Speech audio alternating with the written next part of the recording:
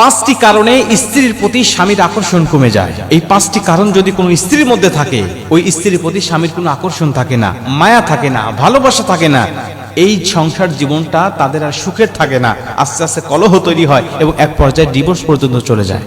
প্রিয় মা বোনেরা, এজন্য এই পাঁচটি কারণ দেখবেন আপনার মধ্যে আছে কিনা। যদি থাকে তাহলে আজকে থেকে ত্যাগ করার চেষ্টা করেন, আজকে থেকে তা পরিত্যাগ করার চেষ্টা করেন। দেখবেন যে আপনার সুখের সংসারটা সুখের থাকবে, এটা আর কখনো অশান্তি আপনার এই সংসারে আঁচ করতে পারবে না। এক নম্বরে, স্বামী যা বোঝায় স্ত্রী যদি তার উল্টা বোঝে। স্বামীর থেকে স্ত্রীর বুঝ যদি বেশি হয়, স্বামীর কথার প্রতি কোনো আনুগত্য যদি না থাকে, স্বামী একটা কথা বলছে, আপনি পাল্টা যুক্তি দিয়ে বলছেন, না তোমার কথা ভুল, তোমার কথা মানি না, আমার কথাই সত্য, এটাই যুক্তি, সঠিক যুক্তি, তোমার যুক্তি ভুল, এমন যদি হয়, এই স্ত্রীর প্রতি স্বামীর আকর্ষণ আস্তে আস্তে কমতে থাকে, তার প্রতি কোনো মায়া থাকে না, আস্তে আস্তে কমতে থাকে এবং কমতে কমতে এমন পর্যন্ত চলে যায় যে তার সাথে সংসার করার ইচ্ছা, আগ্রহটাই একসময় মরে যায়।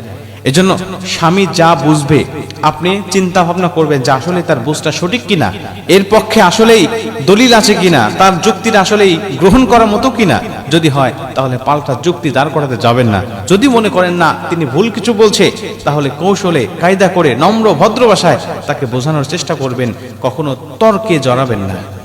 দ্বিতীয় নম্বরে, যেই স্ত্রী স্বামীর মুখে মুখে তর্ক করে, যেই স্ত্রী স্বামীর মুখে মুখে তর্ক করে, ওই স্ত্রীর প্রতি স্বামীর কোনো মায়া থাকে না, মহাব্বত থাকে না। তাতে আপনি যতই সুন্দরী হন না কেন, তাতে আপনি যতই বিশ্ব সুন্দরী হন না কেন, উচ্চ শিক্ষিত হন না কেন, উচ্চ বংশের মেয়ে হন না কেন, আপনার প্রতি কোনো মায়া, কোনো মহাব্বত, কোনো ভালোবাসা থাকবে না। এজন্য আপনাকে অবশ্যই নম্র ভদ্র হতে হবে। যে স্ত্রী স্বামীর মুখে মুখে তর্ক করে না এবং স্বামী রেগে গেলে চুপ থাকে, স্বামীকে হাসি দিয়ে, খুশি দিয়ে, অঙ্গভঙ্গি দিয়ে সন্তুষ্ট করার চেষ্টা করে, ওই স্ত্রী যদিও কুৎসিত হয়, ওই স্ত্রী যদিও কালো হয়, ওই স্ত্রী যদিও মূর্খ হয়,